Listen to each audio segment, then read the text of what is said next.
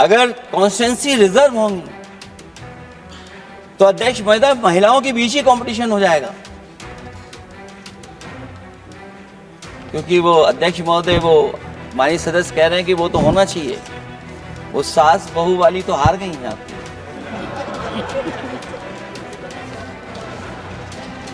तो अगर पार्टी को ये मौका मिलेगा तो न केवल कंपटीशन से हम बच सकते हैं बल्कि संख्या महिलाओं की लड़ने की ज्यादा होगी। ये महिलाओं को ज्यादा नहीं लड़ने देना चाहते हैं चुनाव। अखिलेश यादव जी। अध्यक्ष महोदय, अध्यक्ष महोदय, मैं आपका धन्यवाद देना चाहता हूं। प्लीज अध्यक्ष महोदय, अध्यक्ष महोदय, अध्यक्ष महोदय, अध्यक्ष महोदय, मैं आपका धन्यवाद देना चाहता हूं। आज मुझे एक बहुत महत्वपूर्ण समय पे मुझे बोलने का मौका मिल रहा है।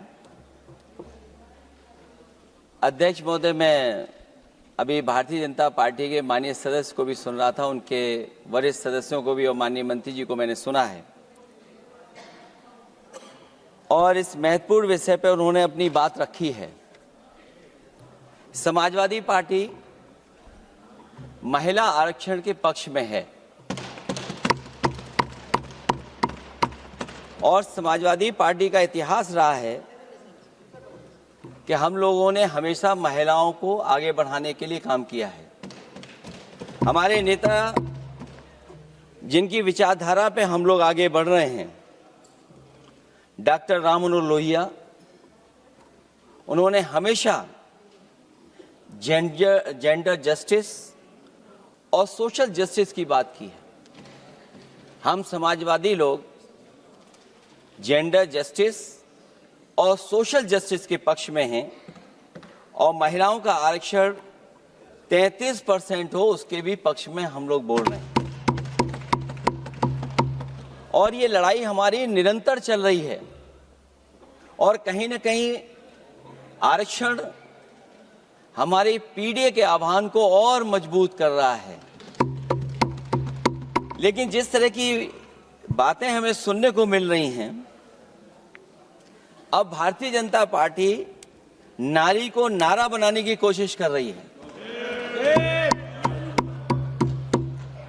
भारतीय जनता पार्टी इस आरक्षण को लेकर के भाजपा अपना नारी का नारा बनाना चाहती है और बदलने की कोशिश कर रही है। जिन्होंने नारी को अपने संगठन में नहीं रखा, उनके मान सम्मान के लिए कैसे रखेंगे? और अगर ये बात गलत है, अध्यक्ष महोदय, जिस पेरेंटल संगठन से आप निकले हैं उसमें मान सम्मान के लिए संगठन में कितनी नारी हैं ये बता दें आप। और इनका, क्योंकि पिछले कई वर्षों से अध्यक्ष जी ये सरकार में है और मैं सुन रहा था माननीय मंत्री जी को, मैं सुन रहा था, उन्होंने बहुत सारे योजनाएं, बहुत सारे कार्यक्रमों की जानकारी दी। लेकिन अगर हम दुनिया के आंकड़े देखें, जेंडर इक्वलिटी में हम कहां खड़े हैं? हम 146 में 127वीं जगह पर खड़े हैं। और अगर हम इनके खुद के सरकारों को देखें अगर, तो अध्यक्ष महोदय, इनके 21 जगह सरकारें हैं। 21 जगह यूनियन टेरिटरी और स्टेट मिलाकर के और सहयोगी दलों के साथ मिलकर के 21 सरकारें इनकी हैं। भारतीय जनता पार्टी ये बताए कि उनके 21 स्टेट में जहां सरकारें उनके सहयोगी साथियों के साथ चल रही हैं, कितने मुख्यमंत्री इनके बने हुए हैं? कितनी महिला मुख्यमंत्री बनी हुई इनकी? जीरो। और जो दिल्ली की बनी हुई हैं, हालांकि वो हाफ चीफ मिनिस्टर हैं, और वो भी महिला होने के नाते केवल हाफ चीफ मिनिस्टर है। नहीं, अधिकार कहां है? एक चीफ मिनिस्टर के जो अधिकार होते हैं, एक स्टेट के जो अधिकार होते हैं, क्या आपके दिल्ली की मुख्यमंत्री के पास वो अधिकार है? और फिर जो अभी तक जो सबसे बड़ी पार्टी है, जो सबसे बड़ी पार्टी अपने आप को कहते हैं, पूरे देश में जितने भी इनके विधायक चुने गए हैं, आप बताओ आपकी संख्या क्या है? 10% से ऊपर नहीं जा पा रहे हैं आप? क्या 10% से ऊपर हैं आप? और फिर लोकसभा की गिनती में अगर हम देखें तो लोकसभा की गिनती में कितने संख्या में आप हैं? इसलिए अध्यक्ष महोदय, जहां हम ये कहते हैं कि हम महिला आरक्षण के पक्ष में हैं, वहीं कुछ सवाल हमारे भी आपके लिए हैं। मैं उससे पहले याद दिलाना चाहता हूं कि कई बार लोग ये कहते हैं कि समाजवादी पार्टी विरोध करती है। अगर हम अपनी बात कहना चाहें तो डॉक्टर राम मनोहर लोहिया, जिनकी विचारधारा पर हमारी समाजवादी पार्टी का आधार है, उनके द्वारा हमेशा महिलाओं को पुरुषों के बराबर की हिस्सेदारी हर क्षेत्र में देने की बात कही गई। और मैं उनको कोट करना चाहता हूं कि संस्कार का आरंभ महिला से होता है। यदि महिला जागृत है तो पूरा समाज जागृत हो जाता है। ये लोहिया ने हमारे जिस विचारधारा पे हम लोग चल रहे हैं वो हम आपको बताना चाहते हैं। जब तक महिलाएं राजनीति में नहीं आएंगी, सामाजिक क्रांति अधूरी रहेगी। लोहिया जी ने निरंतर महिलाओं की राजनीति में महत्वपूर्ण भूमिका पर बल दिया है और समाज में वास्तविक परिवर्तन उनके योगदान से ही आ पाएगा। इसलिए मैं याद दिलाना चाहता हूं अध्यक्ष महोदय, उत्तर प्रदेश में पंचायत में सबसे पहले आरक्षण महिलाओं के लिए लागू करने का काम समाजवादी पार्टी ने किया। तो जहां महिलाओं के पक्ष में है उनके आरक्षण के, वहीं हमारा सवाल ये भी है कि जल्दीबाजी क्यों है? आखिरकार महिला आरक्षण के नाम पर जल्दीबाजी क्यों है भाजपा के अंदर? सच तो यह है कि भाजपा जनगणना को टालना चाहती है, और जनगणना को टालने का मतलब है कि जाति जनगणना को टालना चाहते हैं।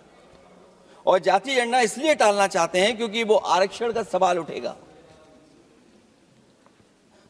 जो भाजपा उनके संगी साथी कभी भी देना नहीं चाहते हैं आरक्षण। भाजपा को यह भी अच्छी तरह याद है कि पीडीए में ए का मतलब आधी आबादी है, मतलब महिलाएं भी पूरी की पूरी उसमें गिनती में आती हैं। एक बड़ा चुनावी सच ये भी है कि भाजपा की चुनावी घपलेबाजी अब पूरी तरह से भंडाफोड़ हो गई है। जो एसआईआर आप लेकर के आए थे अध्यक्ष महोदय, उत्तर प्रदेश में हम लोगों ने बड़े करीब से देखा एसआईआर। वो कहने को तो एसआईआर था, लेकिन सच्चाई में वो एनआरसी का रूप था। और एसआईआर के मामले में जिस तरीके से वोट काटने का काम शुरू हुआ, मैं बधाई देना चाहता हूं अपने पीडीए प्रहारी और संगठन के लोगों को जिन्होंने वोट बचा लिया। जब पहली गिनती में हम लोग बचाने में कामयाब हो गए तो अध्यक्ष महोदय भारतीय जनता पार्टी फॉर्म 7 को लेकर के आई और फॉर्म 7 उन्होंने ऐसे बांटना शुरू किया, उस घपले को भी हम लोगों ने पकड़ लिया। और जब उस घपले को पकड़ा तो पता लगा फॉर्म 7 बंद हो गया उत्तर प्रदेश में। फॉर्म 7 से कोई वोट काटा नहीं गया। अध्यक्ष महोदय, जो फॉर्म 7 काटने के लिए जिससे दस्तखत कराए थे भारतीय जनता पार्टी ने, उस व्यक्ति को दस्तखत करना भी नहीं आता है।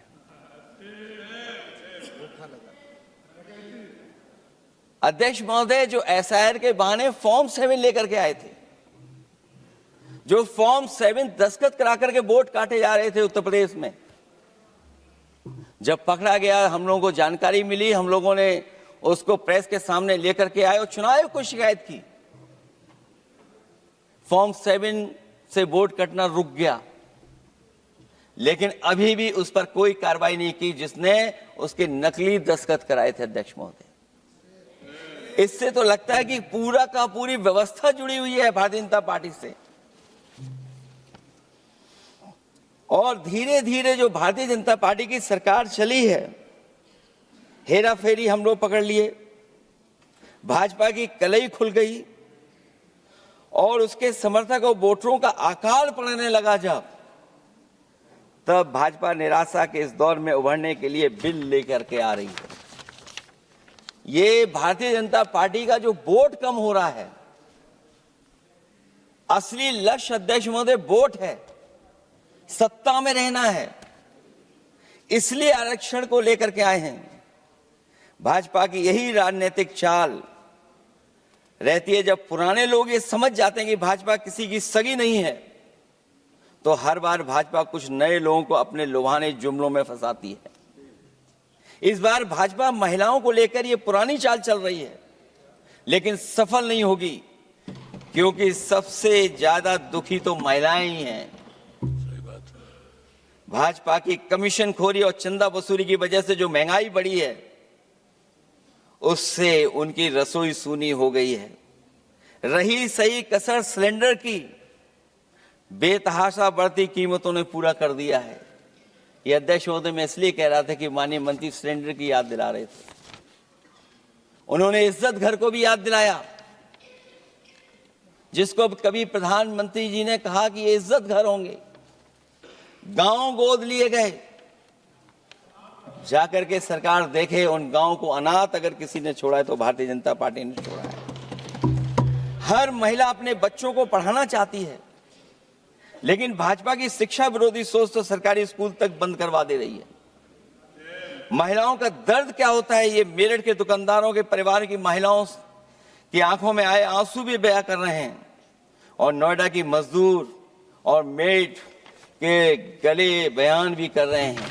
क्योंकि जब हम बहस महिला आरक्षण पे कर रहे हैं, तो हमें याद रखना चाहिए कि हमारे बिल्कुल बगल में 40,000 से ज्यादा लोग सड़कों पे मजदूर, महिलाएं सड़कों पर हैं, जहां से प्रभु श्री राम जो कभी हम लोगों ने स्क्रीन पे देखा था, वो चुन करके आए थे। वहां पर महिलाएं धरने पर बैठी हैं, और अगर ये धरने पर इसलिए बैठी हैं क्योंकि उनको न्याय नहीं मिल रहा है, भारतीय जनता पार्टी की सरकार की वजह से उनके घर उजड़ रहे हैं, महिलाएं रो रो करके न्याय मांग रही हैं, तो मैं कहना चाहता हूं अध्यक्ष महोदय सरकार से कि अगर ये बिल इतना ही सही है तो इसे मेरठ नोएडा की पारिवारिक और कामगार महिलाओं के बीच बैठकर घोषित किया जाए कि उनके लिए इसमें क्या क्या होने जा रहा है।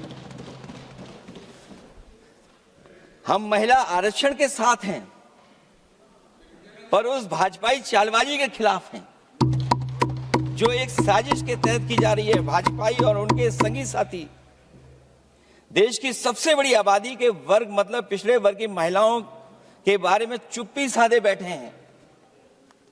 ये बात अध्यक्ष जी समझ में नहीं आ रहा है, क्योंकि जब हम लोग प्रधानमंत्री जी को सुनते थे तो वो ये कहते थे कि हम पिछड़े वर्ग से आते हैं, हम आप जैसे ही हैं, पिछड़े हैं।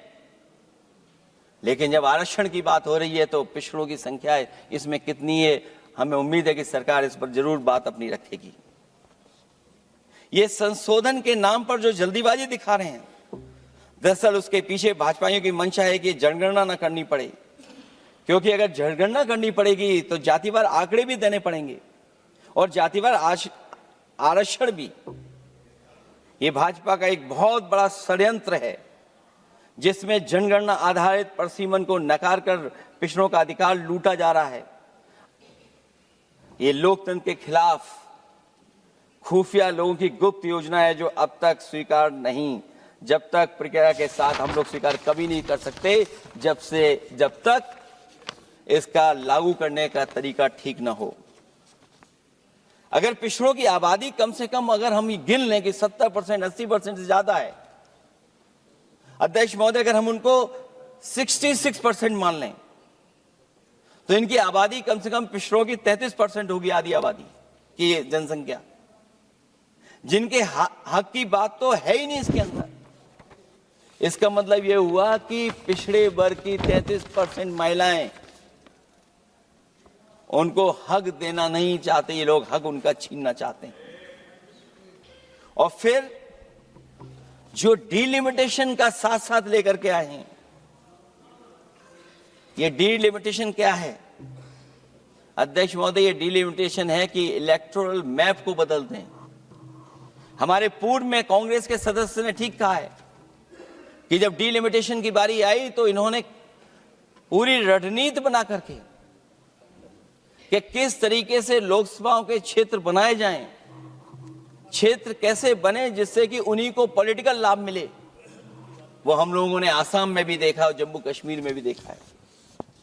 इसलिए हम चाहते हैं कि पहले जनगणना हो और जनगणना जब आंकड़े सही आ जाएंगे अध्यक्ष महोदय, तब जाकर के डिलिमिटेशन ठीक होगा। और अगर आंकड़े ही ठीक नहीं हैं तो फिर आरक्षण कैसे ठीक होगा?